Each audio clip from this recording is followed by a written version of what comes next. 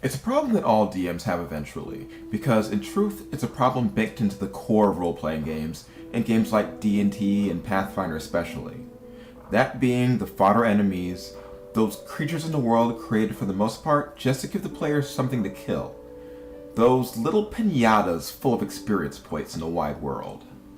It's a problem that stems from the roots of tabletop games as an offshoot of wargaming miniatures, and most of the conflicts being solved by simply killing everything around, as well as the adherence archetypes such as orcs from Lord of the Rings, which still persist in the genre. That being an always evil race their characters can kill with impunity. It's something that works in the world of miniatures, or in simple hack-and-slash adventures, but breaks when placed into a larger, wider world of storytelling that most tabletop games rely on. The typical scenario goes something like this. You have your group of adventurers encountering goblins or kobolds, or any number of usually non-human enemies. They're typically depicted as always evil in the monster manual or in another supplemental book.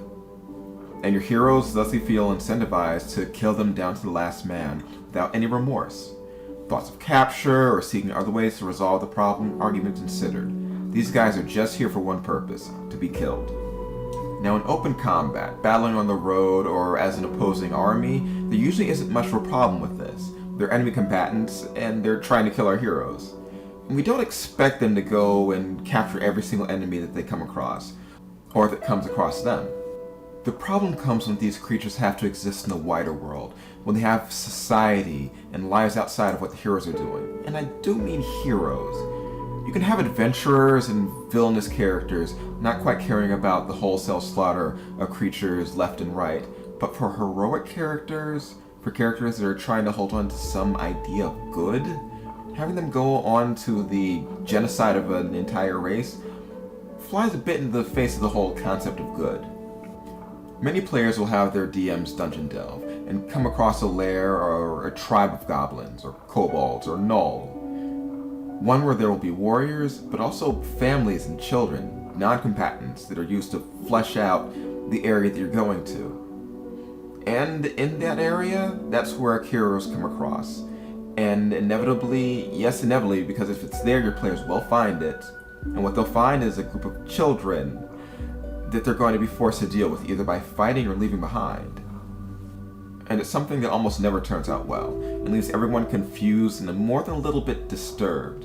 If your players have been slaughtering their way through and battling foes left and right, or even just taking out major warriors, well, now you and they have to deal with the fact that they've orphaned a bunch of kids, killed the families or the friends of the people that can't fight, and who might swear revenge or hinder them in other ways. In the end, you're usually stuck with two choices. Kill everyone and genocide the entire tribe, or just kill off the warriors and the able-bodied, leaving behind only those who can't defend themselves. And when these things happen in adventures or modules that have your players interact with a goblin lair or kobold lair or any other such group of monsters, your players can and will get into arguments about what to do with them. And I've seen such arguments completely split up a group. In a world in which there is definitive good, in a world in which good and evil are literal, physical things that you can pick up and hold in your hand, that you will be judged by, making decisions like that, making worlds like that, can be impossible to portray without delving into story-breaking problems. Because of this, I've always suggested and felt that what we should do as DMs and storytellers are make certain that the enemies, the creatures populating our worlds, are formed with the idea that these things will exist beyond the players, that these things will be going on without their knowledge and without their input. Does that mean that you have to have planned out the individual families of every single enemy that our heroes are going to come across? No. But you do have to have in mind how they will interact with the world. And you have to have in mind how your players will interact with them. Are they going to be seeing them purely as XP Piñatas, or are they going to be seen as something more, that there are other societies that they can get involved with? Remember, if they're organized, then they have society. And if they have society, then start thinking about how that society is going to treat and how it's going to interact with the adventurers when they eventually meet up, or if they never see them at all. No one knows your players better than you do. Not the module writers, not even the developers of the game itself. So see how they feel about adventures and how they feel about the creatures that they're going to get into conflict with.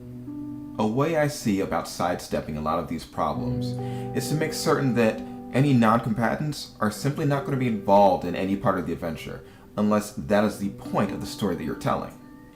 If goblins have taken up ownership or have set up a lair in an area, make certain that it is populated solely with warriors, with people and things that your players and you are more comfortable with getting killed. You can simply explain that the rest of the tribe resides in their homeland, that these are outward searching raiders. You don't want your heroic adventurers turning into pillaging marauders, unless that's the game you're running, in which case they're not heroes. And once again, make certain your players are aware of what you're running. I understand testing the paladin to hold on to his oaths, to maintain good even when it's difficult to do. But if he's trying to save the villagers from the party because you've sent them off to destroy an encampment and you've put children in the camp, well, you've set up a party split, and it's not going to be fun. It's the same as if you have your players going out to fight beasts in the forest. Know in your head if the animals are going to have cubs nearby, and how this will affect the players. You can use this to teach a lesson, but you also have to know if it's a lesson or situation that your players are going to be comfortable with. Few things can get into a player's head and break them down more than for a wolf cub to come whining out of the foliage after you've put down its mother. As a DM, you can flesh out the world as much or as little as possible, but it's important to think of the ramifications of players killing off the world's inhabitants just for XP. Because if someone's trying to roleplay something, those players will certainly be thinking of the ramifications themselves. And no one wants to be a horrible and terrifying genocidal monster when they're trying to play a good and true hero. Well, thanks for sticking with me. This is Kecker's Boy, and we are back to doing some more D&D, tabletop, and other types of videos. I didn't want everyone to forget or think that I had left you guys behind. I've just been working on quite a few other things. And also remember, this is me telling you that unless you're 13, you really shouldn't be watching any of this stuff, but technically you shouldn't even be having YouTube accounts. YouTube is coming down pretty hard on a lot of its creators, and we've got to deal with a lot of nonsense. So if you like what I'm doing, just subscribe, so let me know in the comments, and ask me other things you'd like to see me do more of. Well, until next time, this is Kecker's Boy signing out. Bye-bye.